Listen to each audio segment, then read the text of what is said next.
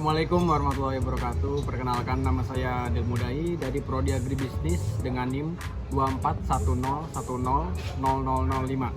Perkenalkan, nama saya Salma Biaki dengan NIM 2410110004. Saya dari Prodi Ilmu dan Teknologi Pangan. Perkenalkan, nama saya Muhammad Rian Suga Widodo, NIM saya 2410110005. Saya dari Prodi Ilmu dan Teknologi Pangan. Kita dari kelompok 9. Oke, pada kesempatan kali ini kita akan membahas tentang bahan baku, komposisi bahan asli, dan cari tahu gimana sih cara proses perindustrian kornet tersebut. Bahan baku utama untuk pembuatan daging kaleng ini adalah daging sapi yang biasanya diproses dengan cara dihaluskan dan dicampur dengan bumbu-bumbu. Berikut adalah beberapa bahan baku yang umum digunakan dalam pembuatan daging kaleng. Pertama, daging sapi, itu bahan utama. Yang kedua ada garam sebagai pengawet dan penambah rasa. Ketiga, nitrit atau nitrat sebagai pengawet untuk menjaga warna dan mencegah pertumbuhan bakteri. Yang keempat ada gula untuk menyeimbangkan rasa. Yang kelima ada rempah-rempah seperti lada, bawang putih, dan bawang merah. Yang keenam ada air dan kaldu untuk memberi kelembapan pada daging. Yang ketujuh ada pengental. Pengental itu seperti tepung dan gelatin jika diperlukan untuk tekstur. Di sini kita akan membandingkan dua produk olahan daging kaleng. Yang pertama ada merek Ajib, yang kedua ada Baliko.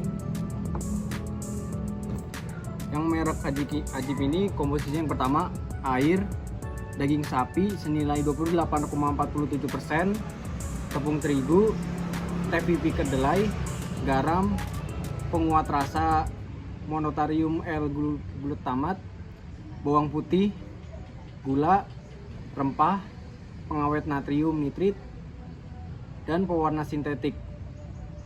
Nah, produk yang kedua ada Baliko.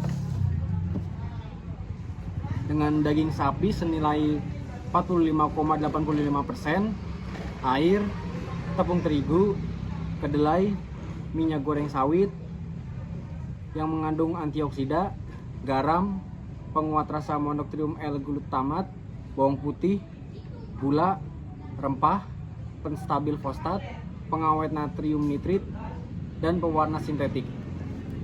Proses perindustrian produk kornet kaleng melibatkan beberapa tahapan penting dalam skala besar, yaitu pertama, penerimaan dan pemotongan daging. Daging dipotong-potong menjadi ukuran yang lebih kecil untuk memudahkan proses pengolahan berikutnya. Yang kedua, penggilingan daging. Daging sapi dan lemak sapi kemudian digiling menggunakan mesin penggiling agar memiliki tekstur yang lebih halus dan siap dicampur dengan bahan lain.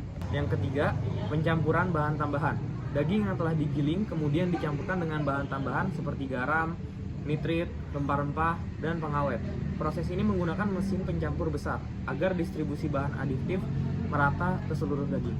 Nah, yang keempat ada proses pemasakan, yakni daging yang telah tercampur dimasak terlebih dahulu untuk membunuh bakteri patogen yang ada. Proses ini biasanya dilakukan dengan uap panas atau oven dengan suhu tinggi dalam kurun waktu tertentu. Yang kelima, ada pengisian ke dalam kaleng. Daging yang telah dimasak setengah matang kemudian dimasukkan ke dalam kaleng secara otomatis oleh mesin pengisian.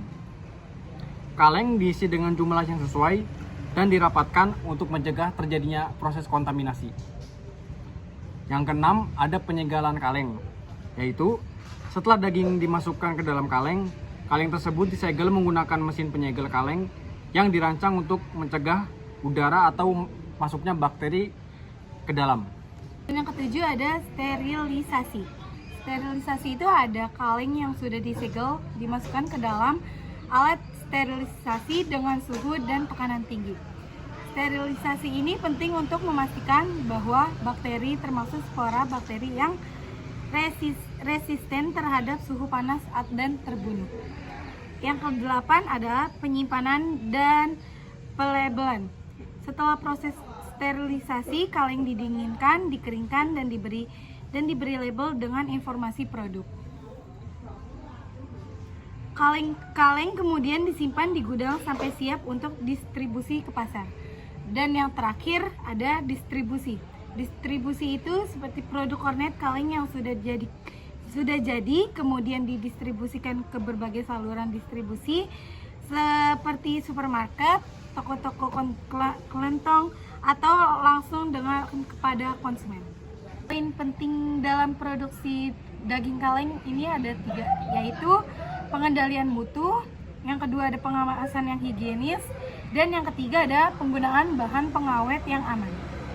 Oke, sekian dari kita kelompok 9. Kurang lebihnya mohon maaf. Wabillahi taufiq wal hidayah. Wassalamualaikum warahmatullahi wabarakatuh.